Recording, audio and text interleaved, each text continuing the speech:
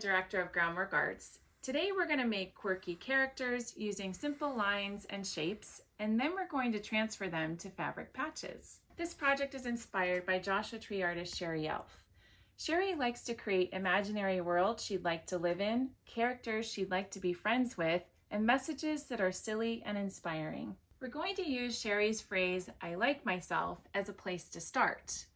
Think about something you really like about yourself, like maybe it's your hair, or you're a really good hugger.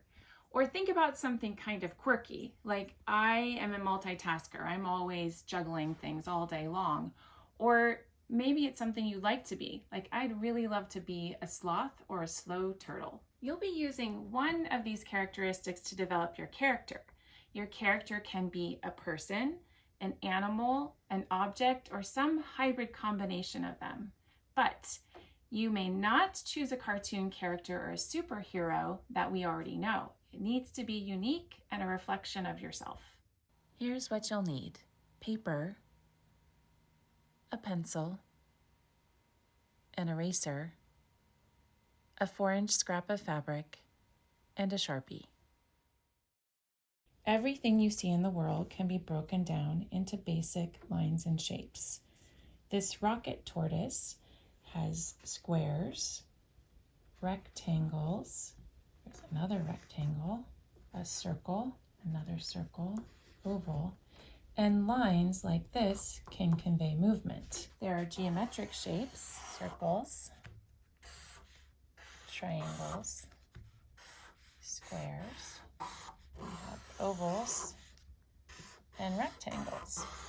And then there are organic shapes. Flower could be an organic shape. A blob can be an organic shape. There are straight lines, wavy lines, different kinds of wavy lines, spiky, loopy, dashed, and dotted. Lines and shapes are very powerful communication tools. They can convey a mood or an emotion or make you feel a certain way. Take, for example, these shapes. How does this organic shape make you feel?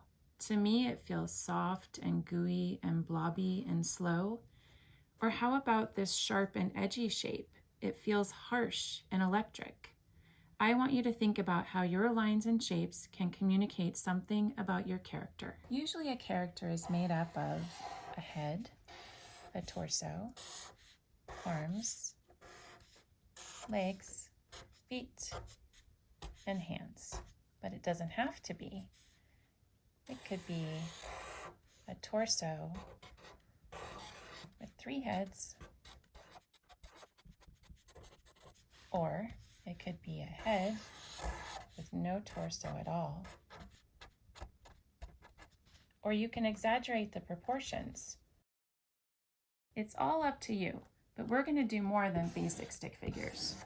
Before we start drawing, we need to grab 4 fabric patches. We're going to do 2 solid colors and 2 patterns. And then we'll take one of the fabric patches and trace it so that we have a frame to draw our character.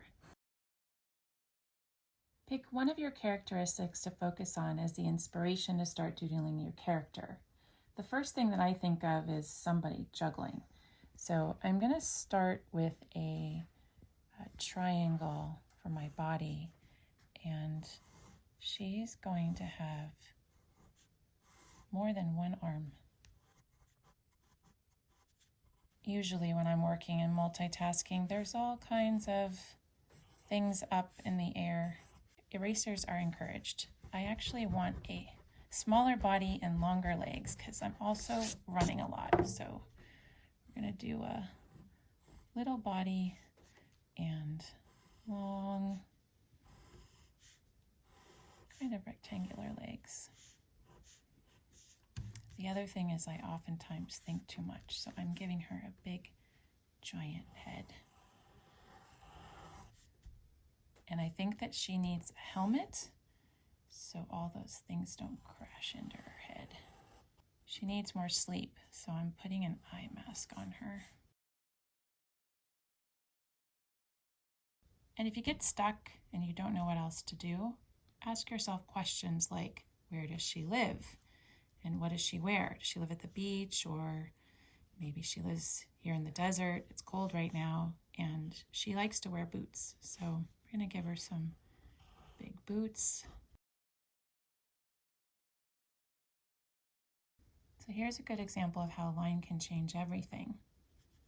If I just give her a straight mouth, we don't really know what she's thinking.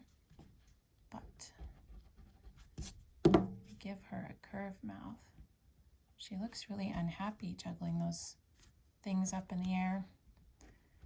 But most of the time she's okay with it. So we're gonna give her a smiley face. Think about how your character fits into the frame. Leave a little bit of an edge and keep it as simple as you possibly can. The other thing is maybe give it a name, Jolly Juggler, or maybe a phrase like embrace the chaos. And if I were to use one of those, where it might fit on the patch. Doodling is key to your character. It's not planned, you move quickly, you don't overthink it. When you transfer it to the fabric, it's a little bit different. You want to make sure you're doing the basic lines and shapes. I'm gonna start with the torso. Kind of have to hold the fabric down.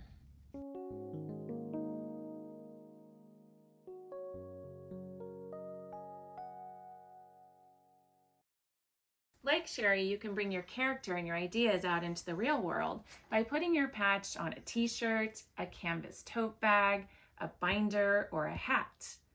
Embrace your quirkiness, grab a pencil, a piece of paper, a Sharpie, and some fabric, and go make someone laugh today.